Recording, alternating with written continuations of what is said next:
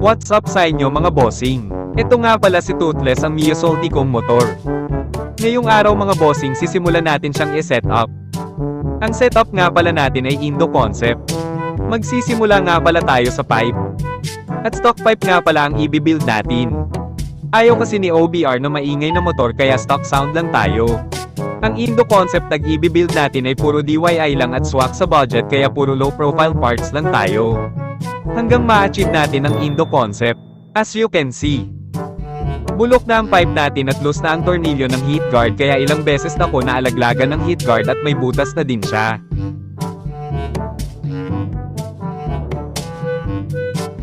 May extra stock pipe tayo dito na nabili ko sa tropa.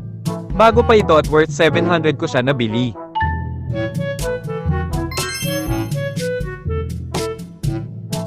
Simulan na natin ang backlassen.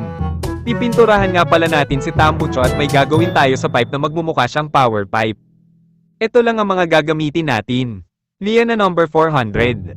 High temp na spray paint. Wala na ako mahanap na matte black kaya pagtsatsagaan na lang natin si glossy black. At pang metal polish. Bago pa talaga si pipe kaya ganyan itsura ng heat guard niya. May gasgas nga lang ang plastic heat guard kaya pipinturahan din natin siya. Ito nga pala ang gamit natin pang pang tanggal ng dumi at mga kalawang. Matagal na natenga sa bahay ito kaya nagkaroon ng kalawang. Kaya ko nga naisipan mag-Indo concept kay Mio Salty kasi luma na lahat ng parts ni Toothless. 5 years old na nga pala si Toothless sakin at yung previous owner niya ay nasemplang ito.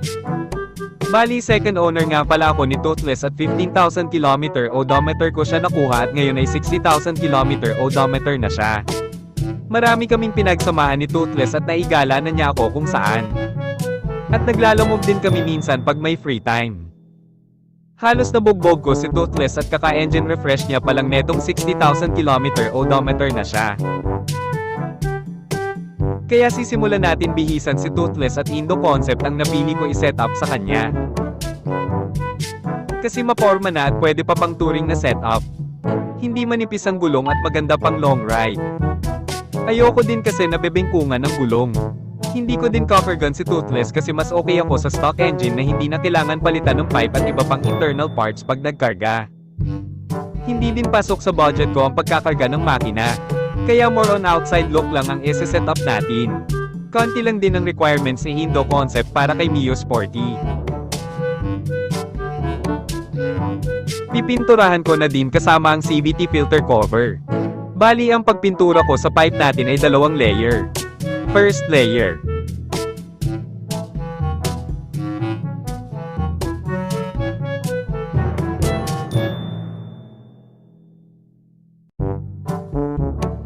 Second layer.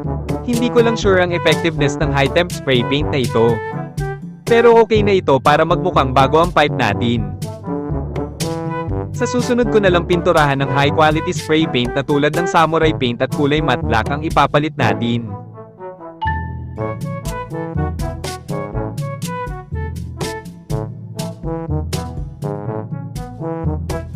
Gaya nga ng sabi ko kanina, ito ang gagawin natin sa stock pipe natin na magiging power pipe look siya.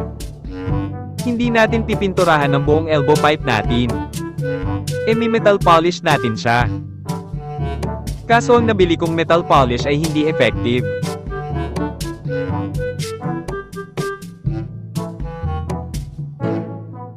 Hindi siya makintab na ini-expect ko.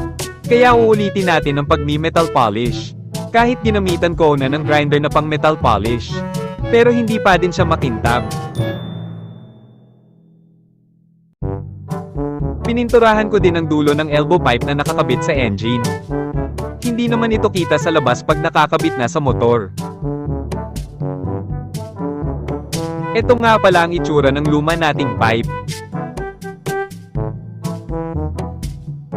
Ito naman ang itsura ng pinalit nating pipe.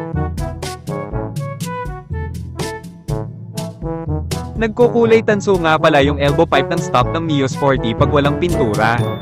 Same din naman sa iba pag stainless at bakal.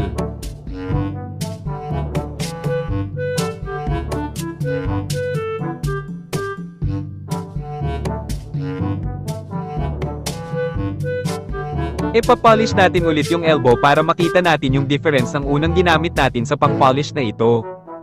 Sa mall ko nga nabili ito worth 200 pesos. Na-polish ko na nga pala siya, hindi ko lang na-videohan nung simula. Continuation nga pala itong video ng pagpapolish ko.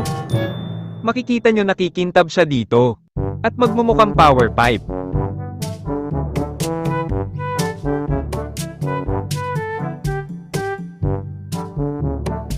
Mas tumindig na ang look niya para sa akin.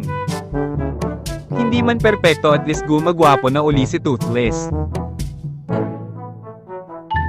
Ang isusunod naman natin ipapalit kay Toothless yung fan cover niya.